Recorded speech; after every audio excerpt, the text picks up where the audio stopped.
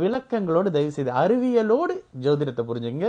ஜோதிடம் என்பது கடவுள் பவரோ என் தாத்தா வந்து ஜோதிடருங்க, எங்க அப்பா ஜோதிடருங்க, நான் ஜோதிடரோ அதெல்லாம் கிடையாது. ஜோதிடம் என்பது ஒரு கலை.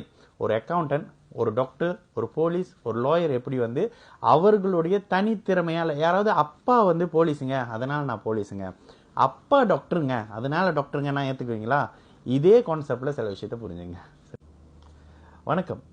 நமக்கு எண்கணி ஞானத்தையும் வேத ஜோதிட ஞானத்தையும் ஆன்மீக ஞானத்தையும் வழங்கிய அனைத்து குருமார்களுக்கும் நன்றி. என்ற அதே வேளையில் இது ஒரு ஜோதிட விளக்கு வீடியோ விருப்பம் உள்ளவர்கள் தொடர்ந்து பார்க்கலாம்.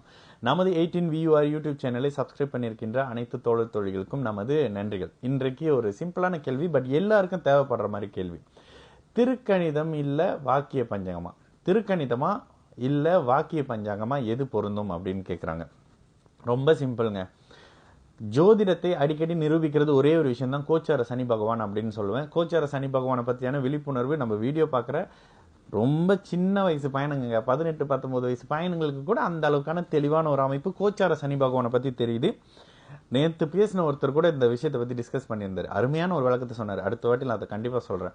அந்த மாதிரியான இந்த மொத்த வீடியோக்கு பண்ணுறது ஒரே காரணம், உங்களை யாரும் பயம்படுத்தவோ கஷ்டப்படுத்தவோ பயம்படுத்தி என்கிட்ட வந்து பூஜை பண்ணுங்க, என்கிட்ட வந்து மோதிரம் போடுங்க, கல் வாங்குங்க, அதெல்லாம் நான் எங்கேயுமே பேசுகிறதே இல்லை. அதை நான் சஜஸ்ட் பண்ணுறதும் இல்லை. அது எதுவும் ஒர்க் அவுட் ஆகாது. நீங்கள் அடி வாங்கி மிதி வாங்கி வாழ்க்கைனா என்னன்றதை உங்களுடைய ஜாதகப்படி கற்றுக்கிட்ட பிறகு அதுக்கப்புறம் வாழ்க்கை அப்படி இப்படின்னு சரியாகும். இது தாங்க கோச்சார சனி பகவான்.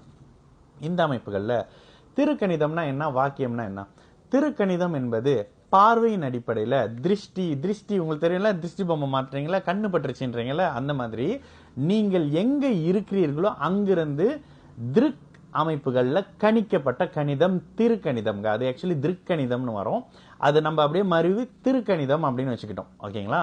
அப்போ வாக்கிய பஞ்சாங்கம்னு சொல்றாங்களா, அது என்ன? வாக்கின் அடிப்படையில் எங்க தாத்தா சொன்னாருங்க, தாத்தா கிட்ட கேட்டு அப்பா சொன்னாருங்க, அப்பா கிட்ட கேட்டு பையன் சொன்னாருங்க அப்படின்னு சொல்லிட்டு வாக்கின் அடிப்படையில் வந்தது வாக்கிய பஞ்சாங்கம். ஓகேங்களா? இதுதான் இதுக்கான சரியான விளக்கம். இதை விட வேற ஆள் விளக்கம் இங்க சொல்ல மாட்டாங்க, சொல்றேன். ஓகேங்களா? அப்போ திருக்கணிதம் என்பது பார்வையின் அடிப்படையில் நான் இங்க இருக்கிறேங்க, இன்னைக்கு சனி இங்க இருக்கிறாருங்க, இன்னைக்கு குரு இங்க இருக்கிறாருங்க, இன்னைக்கு ராகு இங்க இருக்கிறாங்கன்றதை நான் இருக்கும் இடத்துல இருந்து பார்த்து அறிவது திருக்கணிதம்ங்க.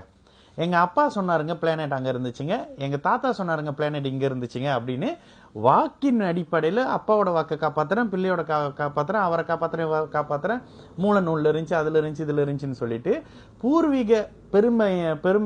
பூர்வீக பெருமையை தோக்கி சுமக்கிற மாதிரியான அமைப்பு இந்த வாக்கிய பஞ்சாங்கம். அது கூட வைக்கிய பஞ்சாங்கம்னு கொடுத்துருக்கீங்க. இந்த அமைப்புகள்ல கோச்சார அமைப்புகள்ல வர்ற சனி பகவான் சரியான அமைப்புகளை கொடுத்துருவாரு. சிம்ம ராசி மகம் நட்சத்திரக்காரங்கள்ல 90 விழுக்காடு பேர் இப்ப அவங்க வயதுக்கு ஏற்ற மாதிரியான பிரச்சனைகளை சந்திச்சுக்கிட்டு இருப்பாங்க. இப்போ கரண்ட்லி நடந்துகிட்டு இருக்கோம். ஏன்? கோச்சார அமைப்புகள்ல சனி மகம் நட்சத்திரத்துல அப்படி காலடி எடுத்து வைக்க போறாரு. கும்பராசி பூரட்டாதி நட்சத்திரக்காரர்களும் மீன ராசியில் இருக்கக்கூடிய பூரட்டாதி நட்சத்திரக்காரர்களும் சற்று சாதகமற்ற நிலையை இப்ப உணர்ந்துகிட்டு இருப்பீங்க. இதுவும் பிறந்த ஜாதகத்துக்கு அடிப்படையில், அது பிறந்த ஜாதகத்தினுடைய தன்மையில. இதுல ஏன் ஒரு விஷயம்னா, திருக்கணிதப்படி பாத்தீங்கன்னா 2025 மார்ச் 29ஆம் தேதி நடக்குது சனி பயிற்சி. இந்த சனி பயிற்சி தான், இதுதாங்க பிக்ஸ்டு. ஓகேங்களா? ஏன்னா இந்த விஷயத்துல வந்து பிக்ஸ் பண்ண ஒரு விஷயம் என்னன்னா, இந்த நாளுக்கு அப்புறம் சனி வந்து வெளியில போயிடுவாரு. சனி பகவானோட ஒரு ஸ்பெஷல் என்னன்னா, அவர் வந்து கடந்து போகக்கூடிய அமைப்புகள்ல ஒரு 1 3 மாசம் 6 மாசம் அவருடைய கெடுபலன்களை அப்படியே படிப்படியா குறைச்சிக்குவாரு. ஓகேங்களா? இப்பொழுது அதனுடைய தாக்கத்துல இருக்கிறது யாரு? கடகராசி ஆயில்ய நட்சத்திரத்துல 4ஆம் பாதமும் சிம்மராசியில மகம்ல இருக்கிற முதல் பாதக்காரங்களும் இப்ப வந்து டிஸ்டர்பா இருக்கிறீங்க. பூச நட்சத்திரக்காரங்க கடகராசிக்காரர்களுக்கு இப்பொழுது கொஞ்சம் கொஞ்சம் நல்லது நடக்குது, நீங்க இல்லைன்னு சொல்லவே முடியாது. ஓகேங்களா? ஆனா நீங்க அந்த வாக்கிய பஞ்சாங்க எப்படி பாத்தீங்கன்னா, அவர் அப்படி போவாரு, அடுத்த வருஷம் வாரு, அதை நான் காதலே போட்டுக்க மாட்டேன். சரிங்க, இதை நீ சொல்றதுக்கு நீ யாரியா அப்படின்னு உங்களுக்கு ஒரு கேள்வி வரும்ல. ஜோதிடத்தின் டெஸ்டினேஷன் பலன் சொல்றதுங்க. உட்காந்துக்கிட்டு புக்கு போடுறது, அது போடுறது, இது போடுறது, சாமி பார்க்கறது, இதெல்லாம் ஒரு பக்கம் தள்ளி வச்சுட்டு ஜோதிடத்தின் மிகப்பெரிய ஒரு எண்டு எங்க உட்காந்து அவர் பலன் சொல்லணும். நேற்று நான் ஒருத்தருக்கு பலன் சொன்னேன், பிரதர் அப்படின்னாரு. அவரோட ஜாதகத்தை பத்தி என்னங்க மாலுக்கு ஷெல்டர் போடுறீங்களான்னு கேட்டா அவர் அப்படியே அசந்து போனாரு. இந்த மாதிரி டப்புன்னு இதுக்கு வந்துடணும். ஓகேங்களா? இந்த மாதிரி வர்றதுக்கு பலன் சொல்லணும்ல. நான் பலன் சொல்றேங்க.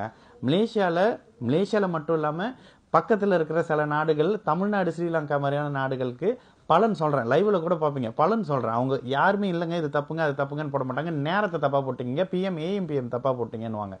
இந்த மாதிரி இருக்கும். மிகப்பெரிய அளவில் திருக்கணிதத்தை யூஸ் பண்ணி பலன் சொல்லும் போது பலன் வந்து தப்புறது ரொம்ப குறையுதுங்க. பலன் தப்புறது ரொம்ப ரொம்ப ரொம்ப குறைவு. பிறந்த ஜாதகம் முன்ன பின்ன இருந்ததுன்னா கொஞ்சம் முன்ன பின்ன 3 மாதம் 6 மாதம் முன்ன பின்ன அப்படின்ற மாதிரி நடக்கிற மாதிரி இருக்குமே தவிர, திருக்கணிதம் மிக துல்லியமாக இருக்குது பார்வையின் அடிப்படையில். நான் பார்க்குறேங்க, இன்னைக்கு பௌர்ணமிங்க, இதில் என்னன்னாக்கா இந்த பௌர்ணமியும் அமாவாசை கிரகணத்தை மட்டும் திருக்கணிதத்திலேருந்து எடுத்து அந்த பஞ்சாங்கம் வெளியிடுறதா, வாக்கிய பஞ்சாங்கம் வெளியிடப்படுறதா சில அமைப்புகளை கேள்விப்பட்டிருக்கேன். பட் திருக்கணிதத்தை ஃபாலோ பண்ணுங்க, துல்லியமாக இருக்கும். இந்த பெயர்ச்சிகள் அனைத்தும், ஏன்னா இப்போவே ஒரு வருஷம் சனி பயிற்சி தள்ளி போயிருக்கு. அப்படியே போக போக போக இன்னும் கொஞ்சம் நாளில் சனி ரிஷபத்துக்கு தாண்டும் போது பார்த்தா இல்லைங்க, இன்னும் 2.5 வருஷம் கழிச்சு 3 வருஷம் கழிச்சு தான் சனி தாண்டுவாருன்னு வரும். அந்த மாதிரி இருக்கும். ஆனால் பலன் சொல்லும் போது எது துல்லியமாக இருக்கோ அது தாங்க சரியாக வரும். திருக்கணிதம் நான் யூஸ் பண்ணுறேன், திருக்கணிதத்தை மட்டும்தான் அப்போலேருந்து யூஸ் பண்ணிக்கிட்டே இருக்கேன். சொல்கிற விஷயம் துல்லியமாக இருக்குது அப்படின்னு ஒரு சின்ன பையனை கூப்பிட்டு கேட்டிங்கன்னா கூட சொல்லிடுவார். சரிங்களா? அதனால தயவு செய்து அறிவியல் சார்ந்து இருக்கக்கூடிய அமைப்புகளில் இருக்கிற திருக்கணிதத்தை ஃபாலோ பண்ணுங்க. இதற்கு முந்திலே திருவாதிரை நட்சத்திரத்தை ராகு தாக்கும் போது ஒரு சயின்டிஃபிக் ரீசன் ஒன்று, நான் ஒரு சயின்டிஃபிக்காக ஒரு விளக்கம் ஒன்று கொடுத்து ஒரு வீடியோ வைரல் ஆச்சு. அந்த நேரத்தில் திருவாதிரை நட்சத்திரம் அமைஞ்சு போது வெடிக்க போகுதுன்னு சொல்லிட்டு நாசெல்லாம் இருக்கும்போது திருக்கணித சாஸ்திரத்தில் ராகு திருவாதிரை நட்சத்திரம் மேலே போய்கிட்டு இருக்காருங்க. ஒரு டெம்பரவரியான ஒரு இருட்டுன்னு சொல்லி ஒரு வீடியோ போட்டான். இதெல்லாம் ஒரு 3 வருஷம் எனக்கு. இந்த மாதிரியான விளக்கங்களோடு தயவு செய்து அறிவியலோடு ஜோதிடத்தை புரிஞ்சுங்க. ஜோதிடம் என்பது கடவுள் பவரோ. என் தாத்தா வந்து ஜோதிடருங்க, எங்கள் அப்பா ஜோதிடருங்க, நான் ஜோதிடரோ அதெல்லாம் கிடையாது. ஜோதிடம் என்பது ஒரு கலை. ஒரு அக்கௌண்டன்ட், ஒரு டாக்டர், ஒரு போலீஸ், ஒரு லாயர் எப்படி வந்து அவர்களுடைய தனித்திறமையால், யாராவது அப்பா வந்து போலீஸுங்க அதனால் நான் போலீஸுங்க, அப்பா டாக்டருங்க அதனால டாக்டருங்க நான் ஏற்றுக்குவீங்களா? இதே கான்செப்டில் சில விஷயத்தை புரிஞ்சுங்க. சரிங்களா? நல்லது நடக்கும், எல்லோரும் நல்லா இருப்போம். வணக்கம்.